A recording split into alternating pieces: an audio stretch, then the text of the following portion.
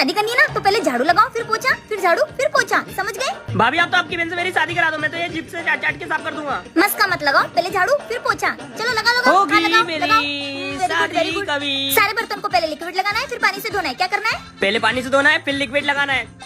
देवर जी पहले लिक्विड लगाना है, फिर धोना है। होगी मेरी शादी कभी। भाभी इज द बेस्ट, भाभी इज द बेस्ट, भाभी इज द बेस्ट। ये मेरे और तुम्हारे भैया के कपड़े हैं। अगर तुमने इसको 10 मिनट में धो दिया तो मेरी बहन से आपकी शादी इस महीने डन। भाभी 10 मिनट क्या, इसको तो मैं 5 मिनट में धो दूंगा। होगी मेरी शादी कभी। हाँ छोटी भाभी, मैंने अपने लिए लड़का ढूंढ लिया। क्या तूने अपने लिए लड़का ढूंढ लिया? भाभी मैं तो लुट गया, बर्बाद हो गया। देवर जी दूसरी लड़की देख लेंगे, वो कपड़े सुखाने डाल दो। हट। क्या आपके भी देवर जी को शादी करनी है तो कमेंट में जरूर बताना।